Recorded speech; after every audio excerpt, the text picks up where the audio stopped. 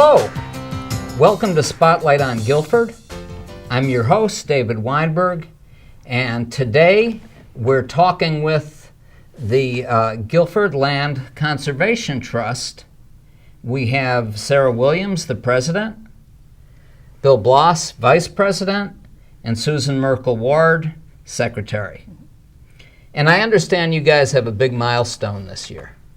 Very big, very big. It is our 50th anniversary. We have been one of Guilford's leading nonprofits, or one of the Guilford's leading all-volunteer organizations for now 50 years, since 1965. Undeniable that the Land Trust has really helped, along with lots of other groups obviously, but has helped make Guilford what it is today. We were started with some all volunteers, with some people with tremendous foresight. The Bishop family was deeply involved. Carolee Evans, the Carrs, Ben Bullard, some other very, very important people in our history. Well, what started it? I mean, how did it get started in the first place? So it was a time of national interest in nature and getting outdoors and in respecting waterways. It was a time of the Clean Air Act, the Clean Water Act, and I think people around here were observing the filling of wetlands in Guilford. They sort of had moved here. Many of them were summer people, and many of them had seen this place stay unchanged for a long time. And then with the filling of wetlands to build more cottages near the water, I think people started to understand that this was dangerous and we needed to protect some of those places. So even though those places weren't things that we would worry about as much today, this was a time when they were at risk. So that was the reason. So where was the first piece of property that Guilford Land Trust? Just a little, I think it's about 1.5 acre piece that was donated by the Bishop family. So it's not even something where we have a trail, we can't point to it and say you can go out there and enjoy it, but it was where their hearts were then. And then shortly thereafter it became much more serious into forests and then into corridors and then into what we have now. All right, well, I think most people know about the trails. So how did that idea get started? Well, Sarah was mentioning that there was interest in starting in the late 60s and early 70s, more interest in outdoor recreation. And there was some land that we know now as Westwoods that was partly state land, partly state forest for many years, but also partly private land. And a group of active volunteers laid out some trails and started to work toward making sure that there were these recreational opportunities. But while they were scouting the land out for trails, there were developers that were scouting it out for residential and condominium development. There was actually, I think, probably the first big deal the Land Trust did was there was a large piece in Westwoods that was privately owned that there was a proposal to build a substantial condominium complex on, right in the middle, basically. And the Land Trust, all volunteers went out and literally, you may remember this, when we used to collect aluminum cans, right, to turn them in for recycling, and you'd get a few cents on the pound. Well, that's how they started off, raising money, and they did this deal. And really now with Westwoods, it's one of the preeminent publicly available recreation lands between New York and Providence. So you're saying that land was acquired by people collecting cans? In part. In part. Now, there have been some other tremendously important deals, if you will, in Westwoods. The Bishop family sold us some land in Westwoods at a very reasonable rate. A lady named Effie Good, who lived on Moose Hill Road, donated for free. About 40 acres, I think, Sarah, right? And her house. And her house.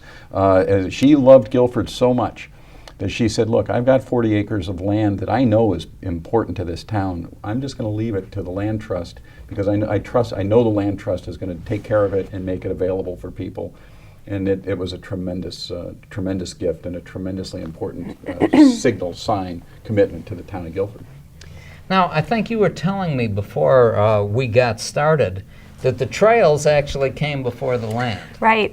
So there was an effort by the Conservation Commission sort of during this new discovery of nature that the country was having to say, listen, we should make some trails in Guilford. There's this big chunk of forest over on the west side of Guilford. There's state forest in the middle. So let's look at how we can get residents to enjoy these properties. So in 1968, they opened the Westwood's trails, but the original trail system was designed by a professional trail designer named Richard Elliott, and he was actually commissioned by the Conservation Commission, by the town, and he was helped greatly by a number of people who were the same people that began the land trust. So they were very much all happening at one time. And so the Westwood's Trails Committee sort of became what it is still today, looking after those trails and maintaining it, and became part of the land trust around the same time. But right as soon as the town of Guilford became in love with this forest, one of the pieces went on the market, and everyone thought, uh-oh, what are we going to do about this? And so even though the land trust had only done sort of the receipt of a small piece of marsh by that point, it was clear that that was the vessel through which they were going to protect this first piece. So that was 1968 that they bought the first piece off of Dunk Rock Road in Westwood. Well, what's wrong with it? What's wrong with it being condos? Well, one of the most amazing things about Guilford are the views. And protecting that was hugely important. And in addition, we want spaces where there's no extra light. So for instance, corridors for bird migration, habitats for different kinds of animals who require larger areas and undisturbed areas. So that's one of the huge benefits as well of having these larger swathes of open space. And you said without light? Without light, that's right, especially for bird migration. One of the things we as the Land Trust have been very proud of, though, is that we're not anti-development. We do not interfere in planning and zoning processes by and large. We don't propose regulations. We recognize that it's important to have development in town, both for the tax base and just to make it a better place to live. But I think the key, what we're interested in is balance. We're interested in a commitment not only to reasonable development and thoughtful development, but also reasonable and thoughtful preservation of what makes Guilford really special. And you can have it both ways. You don't have to develop every piece, nor do you have to save every piece. We're pretty consistent about saying, look, this has conservation value. You know what? That not so much. And so we don't fight about that. Yeah, we take a very strategic approach. But the trust is saving a lot. Well, 3,000 acres. So Yeah. why is that important to have 3,000 acres? Well, you mentioned birds and areas with no light, but that's good for the birds. What do the people of Guilford get out of it? Well, they get many, many miles of hiking trails. They get spectacular views, many of them from their homes. We are neighbors to thousands of people in Guilford. They look out, and if you ever read the real estate listings, you'll see that they make sure to say adjacent to a land trust preserve. That wouldn't, if it didn't have value, it wouldn't be listed in there. So no, there are many reasons. Guilford is, just about anywhere you live in town, you can get to a place that's protected open space in 5 minutes. One of the most beautiful views. Guilford has got lots of beautiful views, obviously, looking out toward Faulkner's Island, over our salt marshes, over in the Eastwoods Preserve. But if you've been up on Bluffhead, the view east on Bluffhead over Route 77 toward Madison, that's land that we bought a few years ago. That is one of the special places in Guilford. And I think anybody who's been up there knows what I'm talking about. And you'd think you were in Vermont. And so it's partly wildlife, sure, partly quality of life, sure, but it's also partly recreation, and partly it just helps keep the tapestry, the fabric of our town together. It's part of it. So how do you get, if you want to explore the where do you go? Well, if you want maps, Yeah, all right. Well, let's start with a map. In fact, I think we have a map here. Oh, it's pretty, yeah. Maybe we can take a look at the map. This is a special map. Okay, and what are we looking at? Tell me what we're looking at. So this map shows the chronology of acquisitions in the Westwoods area. So you can see the dates, and you can see the different owners on the key. But what's red is what we're doing right now. So this is not a trail map. This is when you ask sort of. This is an acquisition. This is an acquisition map. Now, the last time you guys were here, weren't you looking at another piece of property? So there's the light green piece underneath the red piece. That's a better color now. Okay. Oh, it was red last time you That's were the here, thing. right? That's the hard or the last piece was the heart of Right. Westwood. Correct. Right. So I think you could call this one the top of the heart of Westwood. Yeah. If you will. This is closest to the heart of Westwood, Exactly. right? Dear to the heart of Westwood. Right. And the Right. two white pieces are still privately held pieces within Okay. Westwood. So one of the reasons we call it heart is you can see it created that from the red piece down to the tip of the white piece, that L shape, was all privately held. And now 2 out of those 4 sections are controlled and protected by the land trust. Okay, so how does you told us now some of the land has been donated and some of the land you've acquired. So how does that whole process happen of acquiring the land for this 3,000 acres?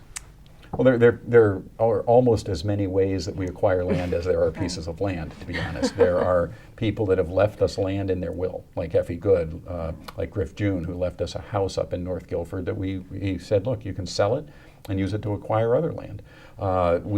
Sometimes we get land at what's called a bargain sale.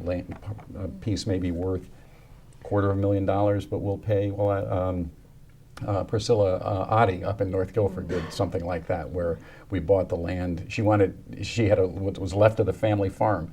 She said, I know it's worth a certain amount, but you know what, if you give me 1/3 of that, but promise me it'll never be developed, and promise me my grandchildren and great-grandchildren can walk on this and know that it belonged to me, then I'll sell it to you for a lot less. We did, and so it can be a bargain sale, it can be a gift. Sometimes we buy land at fair market value. It depends on how important it is.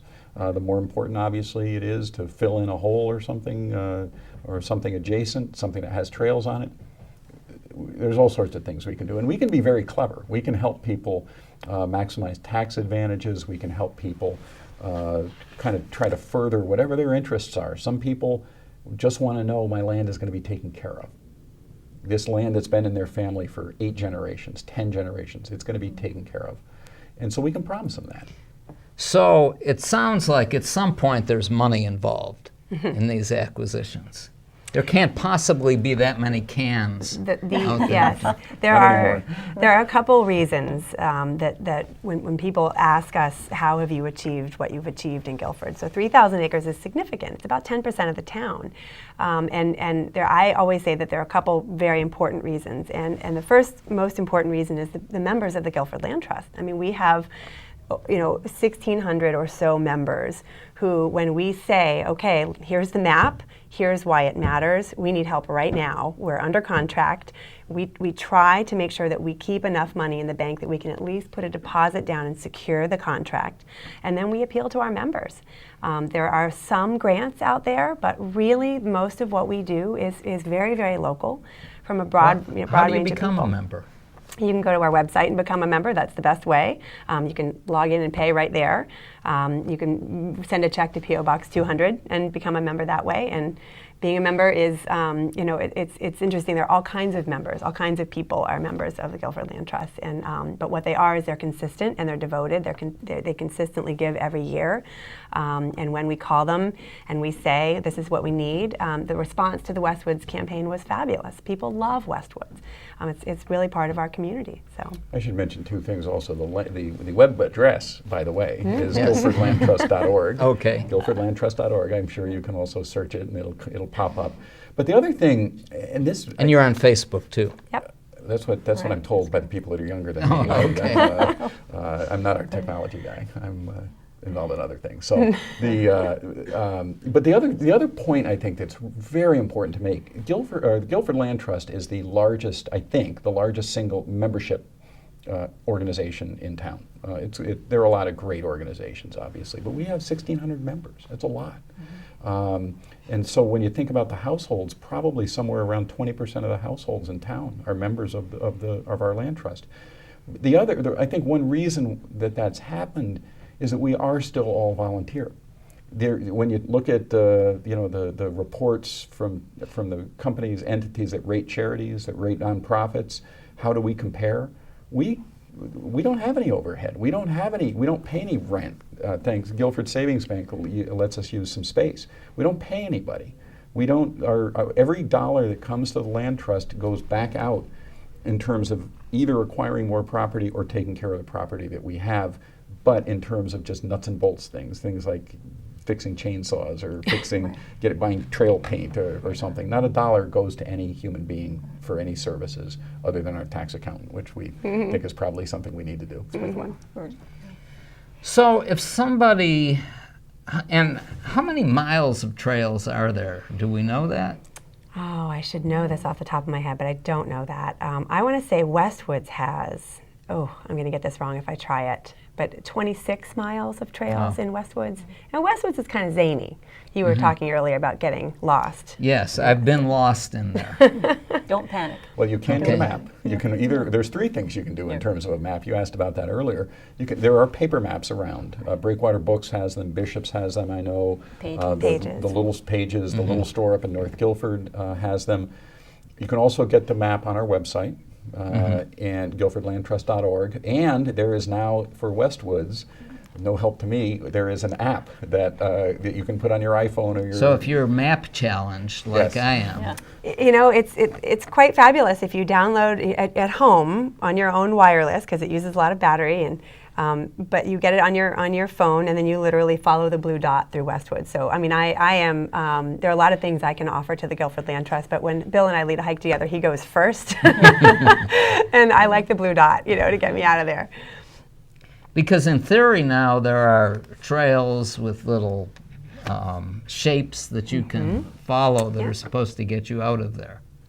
That's the hope. That's the goal. Yeah. We haven't... Somehow they lead me in a circle, though. I find Westwoods is a complex trail system. It's a complex property. It's one of the things that I think makes it so endearing. It's very quintessentially Guilford. It's rugged, it's full of granite and stream beds, and of course we've had some exciting hurricanes in the last few years, so that changed the complexion a little bit too. So it's a interesting place. Well, what do you think is the most? There's some interesting stuff in there to see on the trails. What do you think? Wow.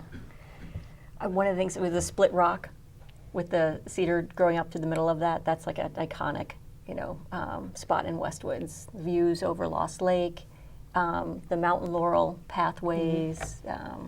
There's so many different places. I think the Great Fallen Cliff, the Colonial Caves, right. The plank walk. Plank walk, right. which my dog always Likes to just go. walk Yeah. off. Yeah, that's not You usually don't a need trail the I take dogs, anymore. You were asking what some of the fun things about it is. My daughter and some of her friends are in 4th grade. They all have a special place in Westwoods. So these young kids now are used to hiking. They're used to being out in nature, and they each have their own. They want to do their little club about, okay, where do we go? Where do we have our little fort? We try to stay on the trail.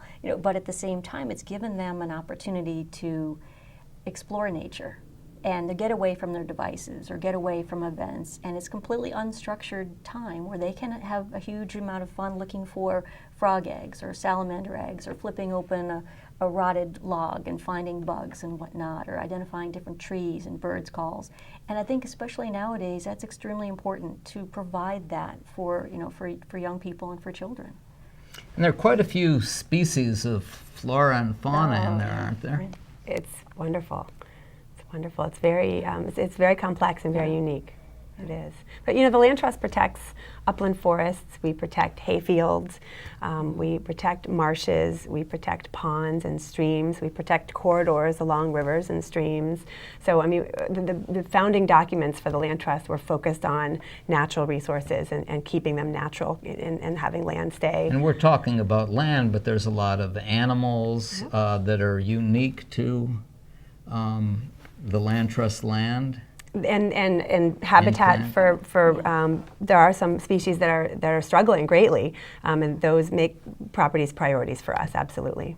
One of the things we've actually done as a land management tool there is a lot. Connecticut is reforesting. A lot of the old farm fields are growing up, but there are a lot of birds in particular and other animals, but birds in particular that nest in grasslands. Those are disappearing. So what we do as a management tool or practice is that when we have a field, by and large, we try to keep it open. Now we don't mow it during nesting season, obviously, but we try to make sure that it doesn't get all grown up, because that is so important. We have whippoorwills, for example, in some of our properties that have disappeared in lots of towns because the farmland has grown up. So it's just very exciting. It's terrific that we've managed to keep this balance here in Guilford, and again, I think it's part of what makes Guilford such a special place.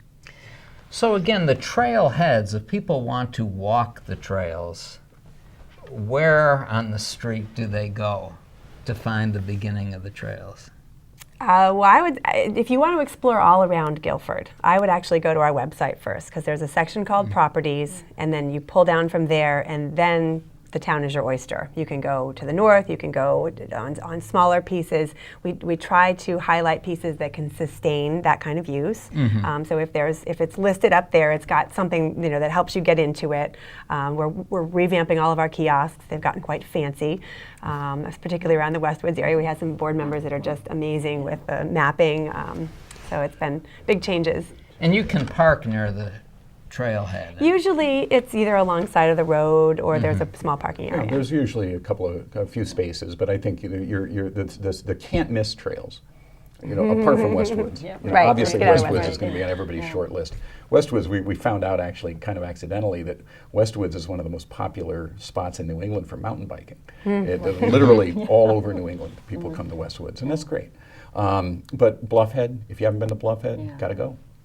It's just beautiful. And how do you get to the trail? Where does the trail begin? Bluffhead, it begins right at the parking lot, which is about 5 miles north of Route 80. It's just maybe a mile north of Lake Quanapog. On the left side, there's a blue trail marker, and there's a kiosk. If you see one of our big white signs and a kiosk, chances are that's a trailhead. And that particular trail, first half mile is pretty steep. Well, there's an easy way. There's an easy way around that is built around the back shoulder of Bluffhead. But I think even as interesting as Bluffhead with its magnificent views, old lava flow, by the way, it's a fault line where lava came out, and it's geologically one of the most interesting areas in southern Connecticut. But even as interesting as Bluffhead is cross 77, park in that parking lot by Bluffhead, and cross over 77 to what's called the Broomstick Ledges. We have a loop trail in there on some land that we bought, 6-7 years ago now. 2007. And it is magnificent. Not heavily used, but magnificent. You would think you were in upstate Vermont, walking through Broomstick Ledges. It's just fabulous. So this is really what Guilford looked like before Guilford. There are some places that are what they call original landscape. Yes, and those are not only owned by the Guilford Land Trust. I mean, the town has done a spectacular job with open space, and there are some pieces that they have that are just jewels. They're wonderful places. So, but our work is not related to any tax dollars. It's all membership funded and grant funded. So we're hoping people will still recognize in the next 50 years the value of this investment. So we said at the beginning, this is 50 years now. Are you doing anything special to celebrate the 50th anniversary? Absolutely, couldn't miss it. On June 6th, between 2 and 5 o'clock, we're having our annual meeting, and around the meeting we're having a festival-type celebration at Olmsted Outlook, which is on River Street. You can't miss it. And we'll have face painting, there'll be Naples Pizza will be there, a touch tank, birder, Marsh talk. It's going to be a lot of fun activities for everybody. And when again is this? This is June 6th. June 6th. Between 2 and 5. Okay. Yeah, it'll be fun.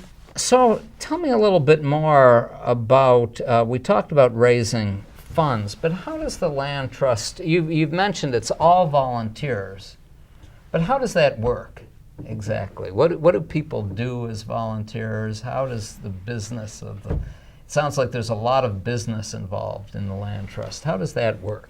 Well, look, any time you have a group, an entity, a nonprofit that's been going for 50 years and that owns thousands of acres of land, there are some organizational issues, obviously, things that we have to do to, first of all, make sure we follow the rules, but also keep credibility with the community, that the community knows that its funds are being used well and that its land is being taken care of.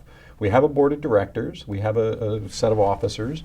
The directors meet once a month to talk about management issues, acquisition, stewardship, any issues, anything you can imagine, financial.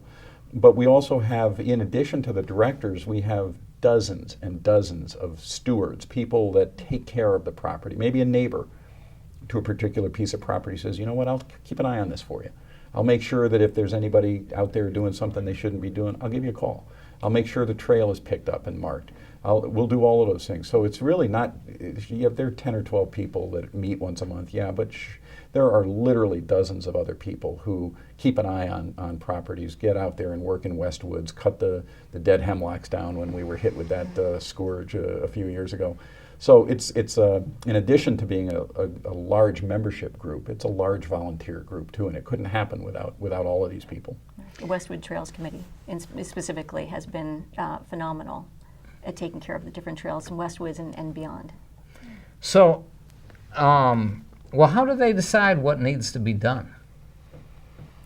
Well, it depends on I'll give you an example. But with the hemlocks, for example, hemlocks in Connecticut were hit with I guess it's an insect. It's a bug of some sort anyway. The woolly ageldid a few years ago that literally sucked the sap out of all of the hemlocks and killed them. So we had massive. All right, the sap-sucking woolly Ageldid. Adeldid. E-D-E-O. I was never that good on the spelling bee. So it literally killed thousands of trees. And once they got a few years old, they were hazards. And so we said, look, these have got to be taken care of because we don't want to close the woods, but we want to try to make sure that this is safe for hiking. So we had several dozen people go out and actually do heavy work cutting dead hemlocks when they were near the trail. And that was countless thousands of hours of work, just crazy amounts of hours of work. But for example, there might be a section of trail that's become wet because of drainage patterns have changed. We want to get around the wetlands. We want to maybe put in a new trail somewhere and make sure that there's a good way that people can safely walk and not cross roads, for example. There might be a situation where a trail goes too close to a neighbor's property. We don't want to be there, so we might have to spend a little bit of time moving it. So, and then there's also, unfortunately, there's work to make sure nobody's doing anything bad on the property. We do from time, I know it's hard to believe, but from time to time, people dump something, or people cut something, or people do something that really isn't. They drive their ATVs, or they do things that just aren't consistent with what we want to see happen to the land. And so, yeah, we have to spend a little bit of time on that too. And the neighbors, by and large, have been incredibly important in that effort. They have been just on one page with us in terms of trying to protect this land, because it's as important to the neighbors as it is to the membership of the land trust. So if somebody wants to volunteer, they become a member, do you notify people when you need help? Or how does that work? What seems to be happening these days, our members tend to sort of watch us and see how we're doing, and if there's something that they're interested in, we hear from them, usually via email. We have a fabulous chair of stewardship, Rob Valley, and he's the liaison between the board and the Westwoods Trails Committee. So when something comes up, or someone comes in and says they want to help, Rob is sort of the main guy, and he can meet with people and say, so do you want to do, outdoor work, how heavy the work, is there something near your house that we think needs to be sort of adopted by a steward? He's great at making that linkage. He'll walk the property with a potential steward and sort of hand it to them and say, this is what we hope you can take care of, and let us know if you need help. And so, yeah, we usually hear from them.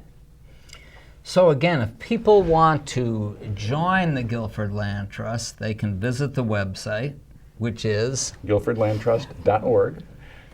And if they want to contribute, and right now the trust is collecting funds for this acquisition we saw early. Yes, yep.